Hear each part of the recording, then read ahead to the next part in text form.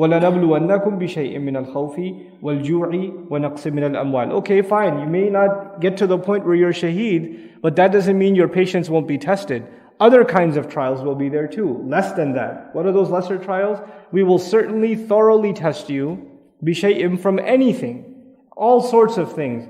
Now by saying بِشَيْءٍ, before Allah says, وَلَنَبْلُوَنَّكُمْ, it could have been وَلَنَبْلُوَنَّكُمْ مِنَ الْخَوْفِ وَالْجُوعِ وَنَقْصٍ مِّنَ الْأَمْوَالِ, and the Arabic would make sense still. We will test you from fear, meaning by putting you in situations of fear, by putting you in situations of hunger.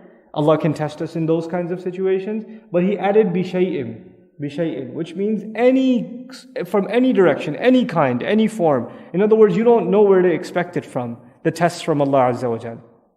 They'll come in all kinds of fear. And fear refers to, of course, the threat of something happening. Like nowadays, just to be contemporary, nowadays, the 10th anniversary of 9/11 is around the corner. And there's a lot of talk about backlash against the Muslim community. And so, and it's a very real concern. And this is also a test from Allah. It's also a test from Allah. And may Allah keep the Muslims safe and, protect our families and our community. But anyhow, so Allah will test us with any situation of fear.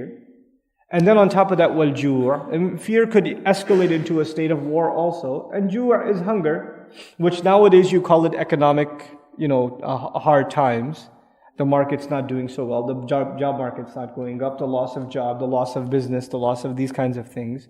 When we talk about these kinds of difficulties, though there are people who are going through real difficulty even here, and that's something that should be highlighted. It was actually a discussion Sheikh Jazi was mentioning, and I thought it was really valuable, that hunger or poverty, when we think of it, usually when Muslims think of it, we think of something happening on the other side of the ocean. Right? We don't think of poverty and homelessness and hunger happening here. And if it is happening here, we're like, come on, you're in America, it's okay. It's not that bad. Well, that's actually quite insensitive. There's a lot of difficulty here also. And there are a lot of people that are genuinely suffering. Just because many of us have had an easier life and Allah has opened doors to rizq for us, it doesn't mean that this land automatically grows opportunities for rizq for everyone.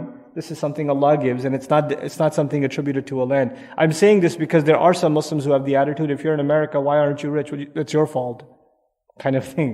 And it's kind of silly, actually, to have that kind of an attitude.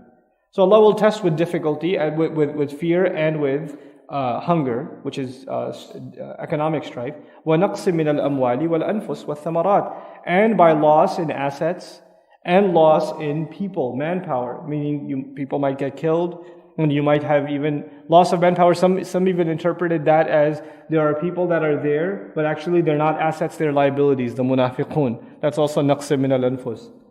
وَالثَّمَرَاتِ, and fruits. Fruits is considered the return on your investments, your assets, your savings. Also fruits was considered children. Some interpreted fruits here to mean children.